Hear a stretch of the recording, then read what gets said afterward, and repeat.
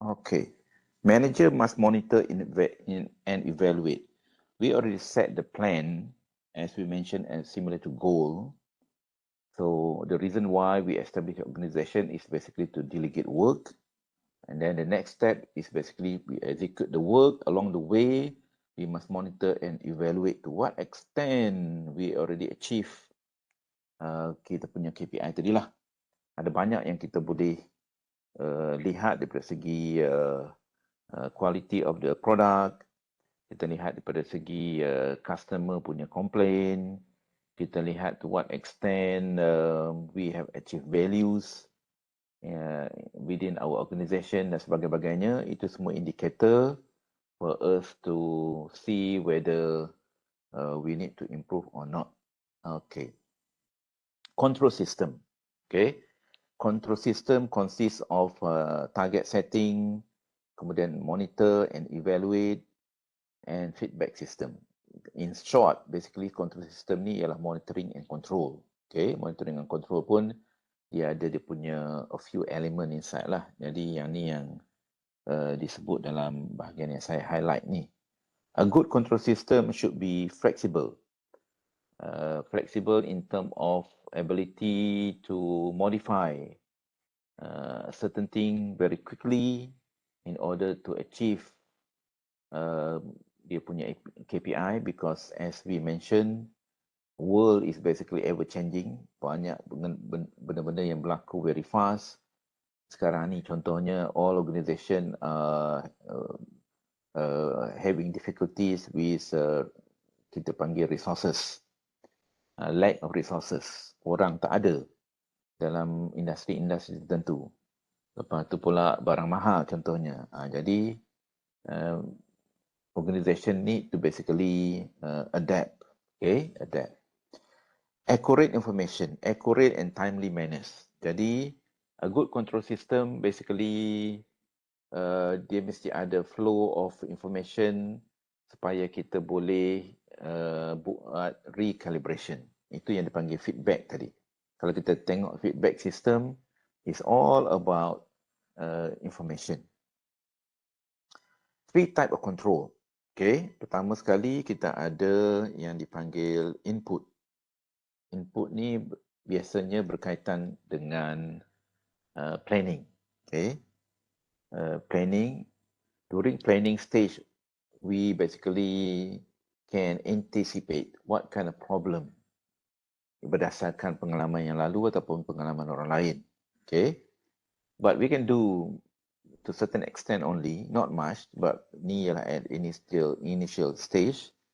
And then concurrent control, managing the problem as they come. Jadi bila kita dah execute our work, we have all the resources in place in order to hasilkan produk-produk yang kita nak buat. For sure problem akan exist along the way. Kita lihat apa yang isu contoh productivity ke, isu quality ke dan sebagainya, ataupun isu lack of resources, then we tackle along the way. And then yang ketiga, output. Ini selepas produk dah siap.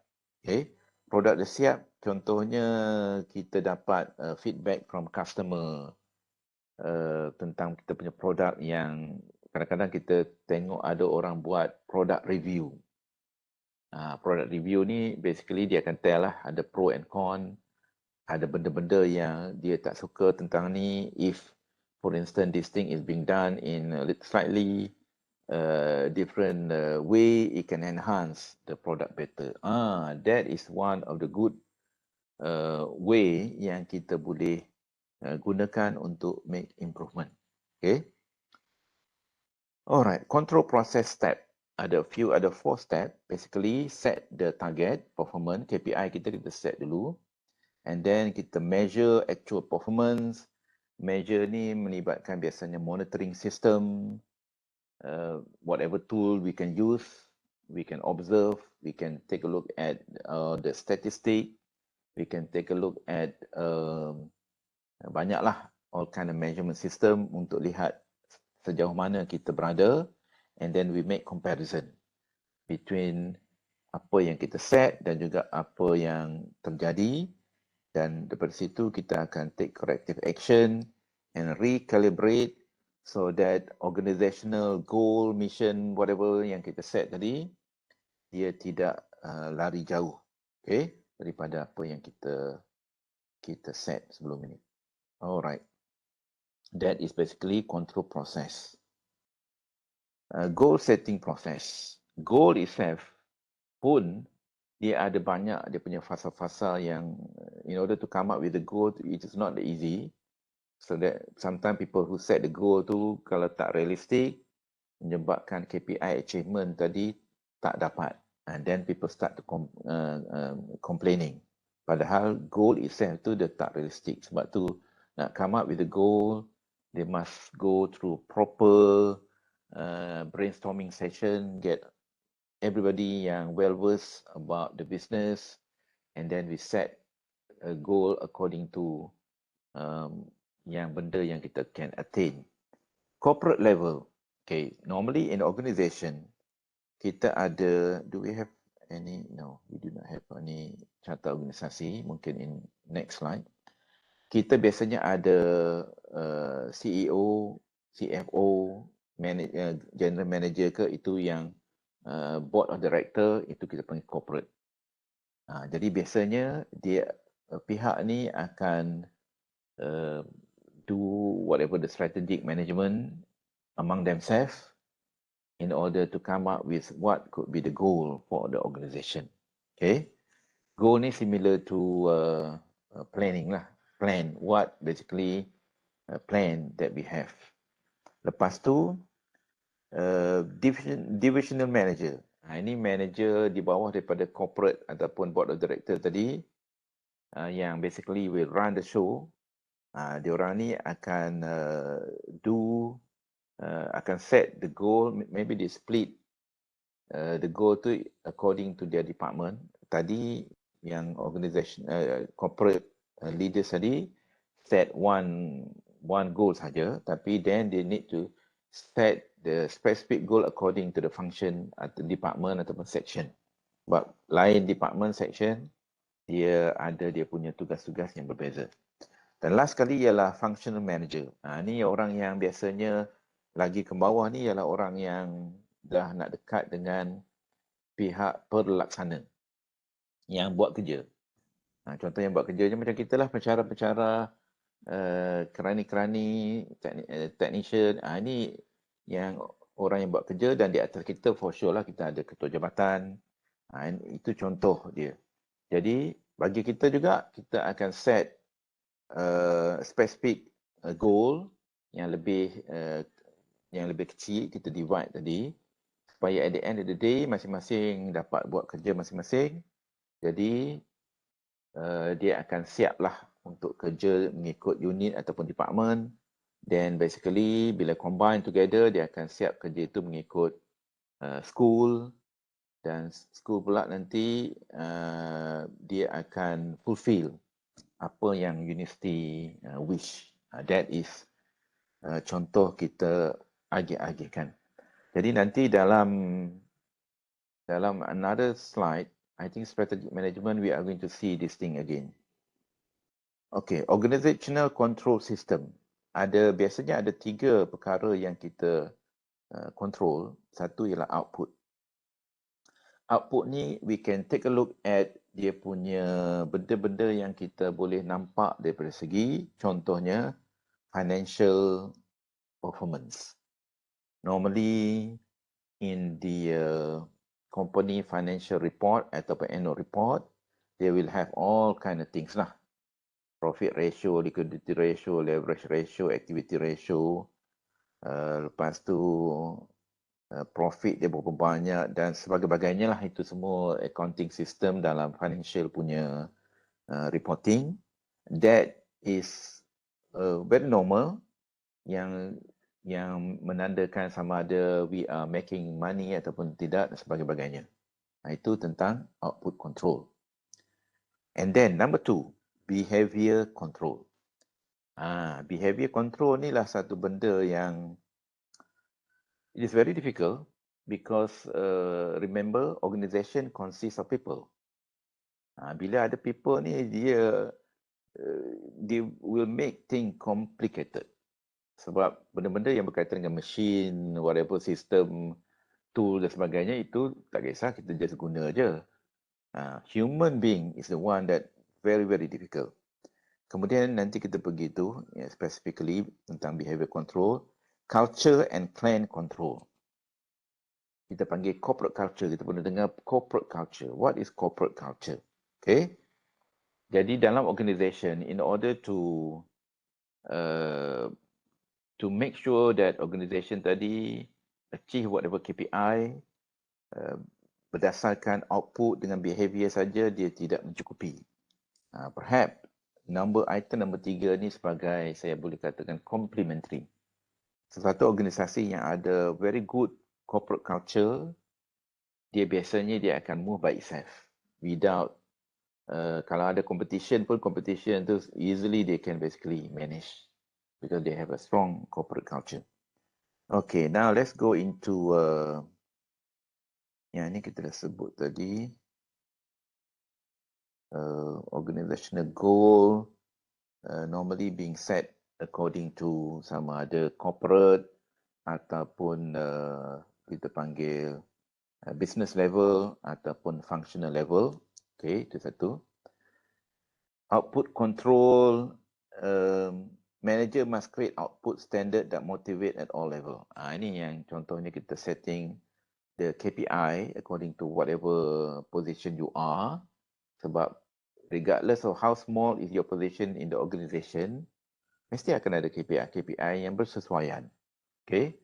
Kadang-kadang benda tu, KPI dia tadi, dia not easily achievable, ridiculous, ataupun mungkin dia sama ratakan dengan orang lain. Itu jadi isu.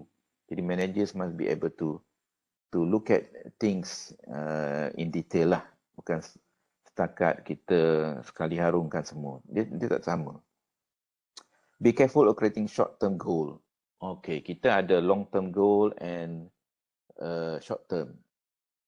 Short-term tu okay lah. Long-term goal ni, dia kadang-kadang in order to achieve benda 5 tahun, 10 tahun akan datang tu, it require apa yang kita panggil R&D. Kalau kita tengok contoh-contoh good organisation yang berjaya sekarang ni is as result of the spending money on R&D mungkin 10 years back. They already developed those kind of product bit by bit. On the matter of time, they release those things and it become a big hit. Contohnya lah. Dan lepas tu dia dah jadi product of the future. Contohnya kalau kita lihat sekarang dalam industri handphone, kita ada foldable handphone. Dia started by Samsung contohnya, screen yang boleh lipat-lipat. Jadi sekarang ni masih lagi expensive.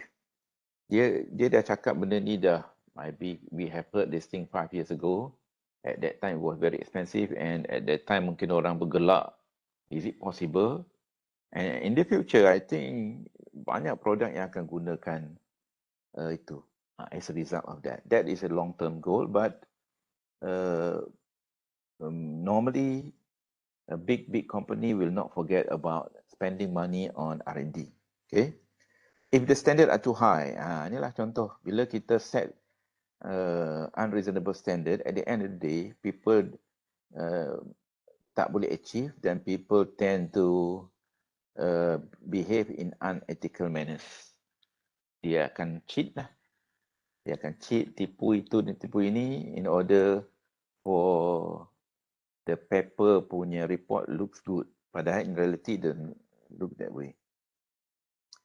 Behavior control. Ini yang kita sebut behavior is very difficult to achieve. Ada yang kita boleh buat direct supervision untuk smaller group ataupun kita panggil flat organizational structure tu boleh lah. Okay. Tapi then when it become organization tadi terlalu besar, complex, we need to basically delegate. Management by objective. Mungkin majority of organisation nowadays go by this thing lah, management by objective. Maksudnya kita set KPI at all level. semua orang basically ada dia punya KPI to be achieved. Dan kita akan being measure. Contoh macam kita di UTM sendiri, kita ada pemarkahan for whatever things yang kita buat. Sama ada dari segi quantity dengan quality. Yang benda ni somehow contribute to our kita panggil, kalau UTM ni because our status is research university, kita ada reporting system to kementerian based on research university punya scoring. Jadi kementerian because of they give money, research money, so they need the output, KPI tu memang somehow related to that one. Kalau tidak, dia boleh tarik balik. So, who is going to do that kind of work? So, at the end of the day, it has to be distributed to all level. Somehow, rather, everybody akan kena dia punya tempias dia in order to fulfill the KPI tadi. Okay, itu contoh management by objective. Okay, we are being measured in every corner lah, kita panggil. Bureaucratic control, of course, organisation dia akan ada dia punya SOP dia in order to standardize the way we do things. Kalau tidak ada nanti everybody nanti akan buat ikut suka dia dan kita akan very difficult to monitor dan juga to measure. So it is better to have those things. But dia akan ada setback lah. Bila kita ada banyak SOP, semua benda nak kena ada SOP, kadang-kadang dia jadi tak masuk di akal. Seperti mana yang berlaku during COVID dulu, kita ada SOP, kadang-kadang benda tak logik pun, ikut SOP. Itu contoh. Patutnya dia ada flexibility lah. Okay, dia akan, sebab tu dia dipanggil SOP tu di bureaucratic control. Memang to certain extent diperlukan, but by itself it will create all kind of bureaucratic delay dan sebagainya. Okay, now we go into organizational culture and clan control. Organizational culture ialah collection of value, norms and behavior shared by workers that control the way workers interact. Jadi, kita values and norm ni kebiasaan, nilai, etika yang diterapkan dalam organisasi itu akan basically make sure people behave in certain manners. Jadi bila people behave in certain manners, dan everybody behave, dia akan jadi group behavior. Jadi lama-lama dia akan jadi habit. Dan habit ni is part of kita panggil culture. Yang kita kata, kita buat satu benda tu secara automatik, kita buat kerana is part of the culture yang kita kata kita perlu buat tanpa adanya paksaan. That is a good way of doing things. Dia akan jadi almost automatic. Okay, budaya korporat satu organisasi yang hebat tu biasanya dia akan menyebabkan organisasi itu dia lebih mudah untuk menghalangi whatever competition, whatever kita kata masalah yang berlaku dalam dunia ni. Seperti mana yang kita lihat, even after COVID, before COVID, during COVID, ada organisasi tertentu yang they can adapt themselves very well. They can still make money in whatever situation. Okay. Clan control. Clan control basically kita panggil the way kita behave ataupun work ataupun kita ni berasa sebahagian. Kita panggil suku lah, suku-suku. Kalau dalam budaya tertentu, kita dah become part of that organisation. Clan, itu dipanggil clan. Okay. Jadi kadang-kadang mungkin dalam, kita pernah dengar tentang perkataan fraternity. University itu, kalau kita duduk di asrama, kita ada fraternity group. In order to become part of that community, you have to go through certain way of doing things. You have to dress certain way. Ni kita panggil set kita lah. Set kita contohnya. Okay. But Yang ni kalau kita panggil corporate culture ni, dia lebih kepada benda yang positif lah. Okay, benda yang positif kerana kita nak jaga kebersamaan tu. Jadi everybody in the organisation, dia boleh faham apa yang organisasi itu buat dan behave in certain manners supaya KPI tadi dapat di safeguard. Okay, dapat di safeguard, dapat kita achieve. Alright. Jadi dia ada banyak case study tentang corporate culture yang diamalkan oleh great organisation. That will be part of your assignment later on. Nanti I will explain about our class assignment dan sebagainya, ada yang bertanya tu. Source of organizational culture. Dia characteristic of organizational members, employment relationship, organizational structure, organizational ethic. Sebab tu culture tadi dia ada kaitan dengan struktur organisasi. Jadi bila kita bentuk satu struktur organisasi yang kita rasa kita design dah cantik, bagaimana kita nak pastikan yang organisasi itu bergerak dalam achieving dia punya KPI tersebut. Memanglah kita dah ada few things yang kita mention sebelum ni untuk achieve. Tetapi kalau ada punya budaya corporate, dia boleh membantu. Okay? Kita cultivate, kita panggil corporate culture tadi. Okay, creating strong organizational structure. Contohnya, how to create strong organizational structure. Satu, datang daripada dia punya founder. Jadi kita tengok contoh, ada yang great company yang dia ada founder dia. Google, Apple, Microsoft, Amazon, dan ada syarikat-syarikat seperti Walmart ke, ada syarikat yang dia panggil apa, Louis Vuitton ke, yang company-company yang besar tu, dia ada founder dia. Jadi vision and mission of the founder tu yang basically menyebabkan satu company tu still exist until now. Jadi biasanya kalau kita founder tu, dia tak boleh buat kerja seorang, for sure. Dia akan hire orang-orang yang basically dia akan share dia punya vision dia, dan orang-orang tu akan memastikan yang vision and mission of the founder tadi kita boleh achieve. Dan strategi yang disusun tu biasanya akan fall within mission and mission of the organisation. Okay, so value of the founder is very important. So great organisation macam contoh Apple, without the Steve Jobs tu mungkin Apple tu tak kembali bersinar. Remember Steve Jobs at one time established the Apple but then left the group. Mungkin dia tak setuju dengan dia punya partner initially, but then when he came back, itu yang menyebabkan iPhone lah, iPad lah, apa benda lagi yang asal-asal awal-awal tu. But now Apple contohnya is the most valuable company in the world. Walaupun produk dia mungkin tak banyak, tapi dia ada dia punya side income dia yang lain. And then yang kedua, socialization process. Itu yang tadi kita kaitkan dengan clan dan sebagainya. Jadi macam mana contohnya seseorang tu interact dalam company. Bagaimana dia interact, bagaimana dia behave, bagaimana dia lihat orang lain juga behave. At the end of the day, dia become part of the organisation. Jadi dia juga akan behave in certain manners.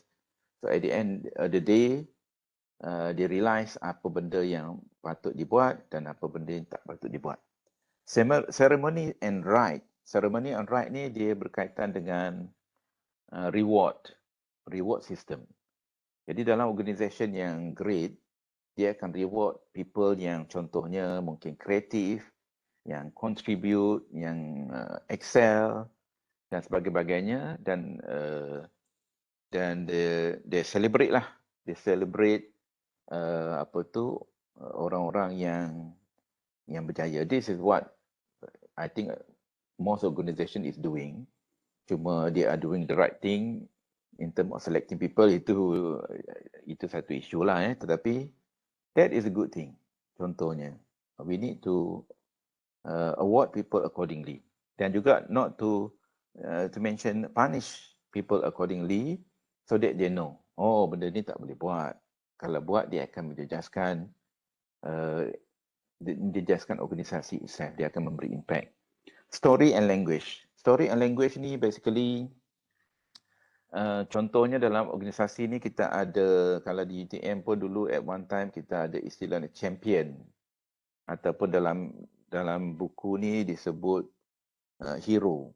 Okay, kita jadikan orang hero ataupun champion yang orang lain boleh ikut mimik. Okay, jadi kalau kita kata champion tersebut, dia orang yang mungkin dia ada interest. Biasanya orang yang ada interest ataupun passionate about something, dia akan buat satu benda tanpa orang suruh. Dia akan cari ilmu, dia akan cuba buat, implementkan benda those thing. At the end of the day, it works. Sedangkan kalau seorang saja, dia mungkin tak berkesan untuk organisasi itu, jadi orang lain pun kena buat juga. Cuma isu dia macam mana nak drive other people to do the same thing. We need to have champion, so that dia nanti boleh train orang, ceritakan pengalaman dia, sama ada benda tu nak diceritakan dalam bentuk bertulis, dibukukan ke, ataupun dipanggil orang untuk certain talk dan sebagainya.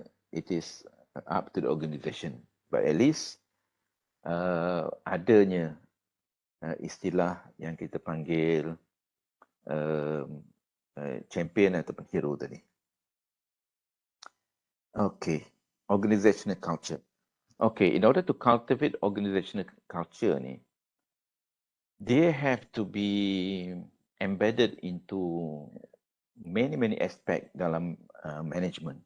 Remember, management consists of 5 elements: planning, organizing, leading, controlling. Ada satu lagi ialah directing, tapi kat sini tak ada, tapi tak apalah. So in all aspect of management punya function tu, kita embed culture. Jadi bukan saja-saja, bukan misalnya dalam satu aspek saja nak embed the culture, is not going to work. Awal-awal lagi planning, dah kita fikirkan bagaimana kita nak masukkan elemen culture tadi.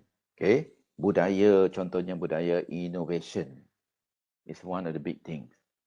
Lepas tu dalam organizing, contohnya kita panggil organizational structure, dia ada yang disebut sebagai organic organization. Dia ada istilah dia. So I do not want to touch on that thing, but you can Google the word organic organization, ataupun watch short video yang saya attach dekat e-learning tersebut, dia ada. So organization like Google, dia define dia punya organizational structure sebagai organic organizational structure. Oh, macam tu pula dia ada, sebab di isu dia tak banyak sangat tentang level authority tersebut, dia lebih kepada interaction dan juga creativity. That is the main ingredient mungkin dalam organisasi yang sebegitulah. Alright. Okay, so that is the example. Biasanya kalau kita when we read the organization itself as one topic, dia akan ada topik-topik yang berkaitan. Satu ialah how organization tadi control dan juga cultivate dia punya culture in order to fulfill dia punya KPI tadi. Dan satu lagi topik ialah tentang organizational change. So organizational change pun ada dia punya slide dia, tapi saya tak nak cover sekarang. Dia ada dalam slide change management. We are going to cover in the next 2 weeks. Okay, let me stop on this thing.